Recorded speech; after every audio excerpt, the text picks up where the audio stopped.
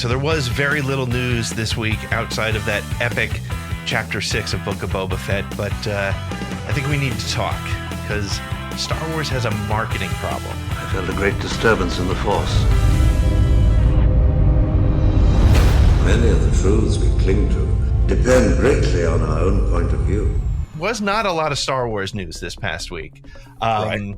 So what I wanted to do is, if you don't mind, I want to go on a little bit of a rant and a little bit of rave because I think Star Wars has a problem and I want to talk about it. Star Wars has a marketing problem. And I know that's a strange thing to say about a franchise that sells billions of dollars a year in toys, of comics, of books, of collectibles, Disney Plus subscription.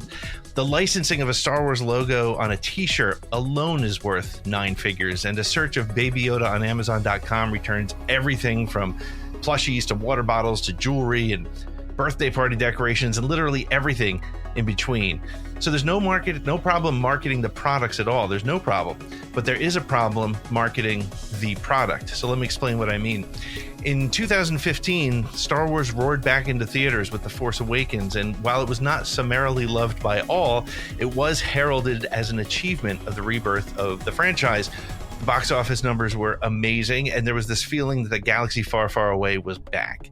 And while all of this was right in line with this feeling of Star Wars being back and the promise was palpable, the first misstep actually happened about a year later with Rogue One. Now, Rogue One has become a fan favorite, regardless of what side of the fandom you sit on. It was the first time, though, that they jumped around in the timeline. And yes, I know the prequels went backwards, but they also did an excellent job marketing that. I'm sure a lot of you remember the Every Story Has a Beginning trailer, and you knew that this was pre A New Hope. But with Rogue One, we went from 30 years after A New Hope with The Force Awakens to days before it. And so we were introduced to new characters in a timeline jump that confused people who are not the dyed-in-the-wool scholars of the saga. And I recall vividly friends and family asking me about Jyn, saying, is that supposed to be Rey? Or is that Rey's mom? And things like, I thought the Death Star was blown up. These are legitimate questions, but it was the first time that Star Wars made some major assumptions about their fan base. They assumed that the masses followed the story as closely as the nerds.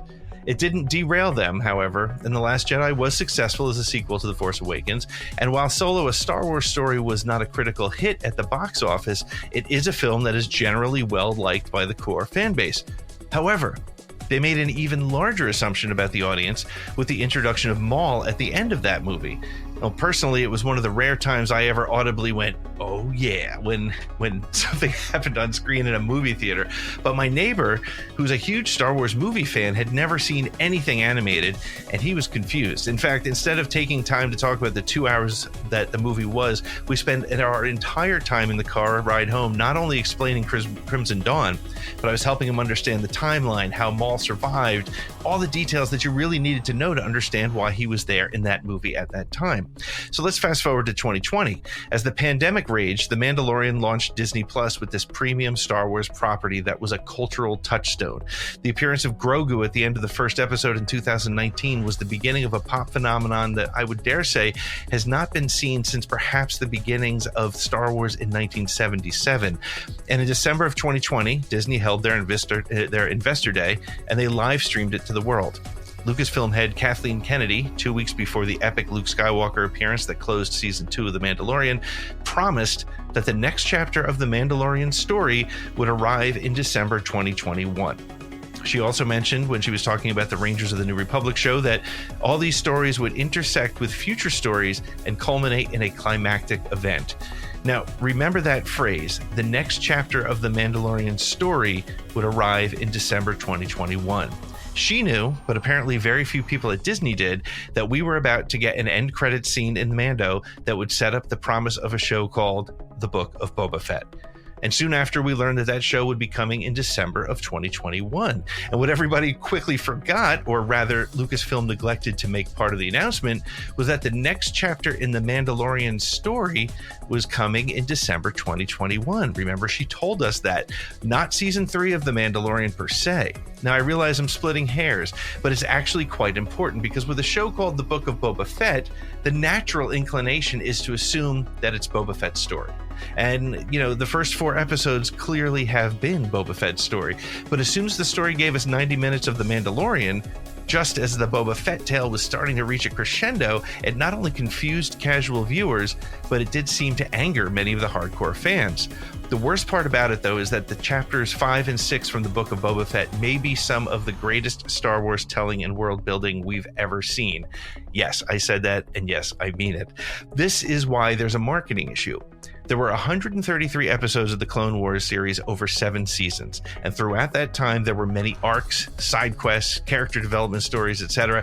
that took a handful of episodes to tell outside of the lines of the main story.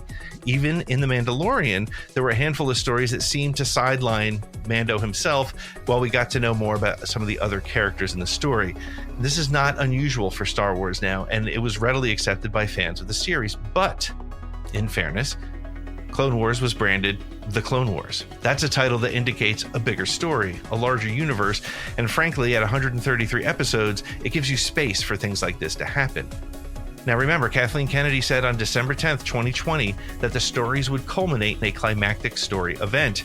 And after watching the 2 Mando episodes of Book of Boba Fett, it is clear that they are heading in that direction, and they're going to blend characters from different series and different stories into each other, like Clone Wars. And it could be an absolutely amazing storytelling presentation told over multiple series and multiple years with dozens of characters making connections to every Star Wars story ever told. And what casual fan or serious fan wouldn't want that? And the problem is, fans rightfully expected a story about everyone's favorite strong silent type, Boba Fett. His introduction to the broader story as a side character in The Mandalorian Season 2 set the fandom on fire, and seeing him take the throne of Jabba the Hutt at the end of Chapter 16's credits, it raised expectations. And it raised frustration levels of the fans too, when the story of this character was sidelined by the story of another character. So from a pure storytelling standpoint, though, this is a really exciting way to tell the broader narrative. Some of the greatest novels sidetrack to follow the development of supporting characters as part of how they tell the story. And as I said, Clone Wars did it all the time. In fact, some of the story arcs have been given names by the fans, like the Mortis arc or the Cad Bane arc and others. But somehow, Lucasfilm and Disney missed the boat with this one. They missed the opportunity to tell one giant story by marketing Boba Fett. It's easy to armchair quarterback and say they should have called The Mandalorian something with a bigger name, like, I don't know, Star Wars Days of the New Republic, which I actually kind of like. But in fairness, Disney, Lucasfilm, and even the fans didn't realize that The Mandalorian was going to be as wildly successful as it was. And if the Book of Boba Fett was season 3 of a larger series, no one would even bat an eye at the return of the Mandalorian story as part of Boba's struggles to take over as crime lord on Tatooine. I would almost argue that if they called it something as simple as The Book of Boba Fett, a Mandalorian tale, the emphasis on continuing Mando's story still wouldn't have been felt as jarring.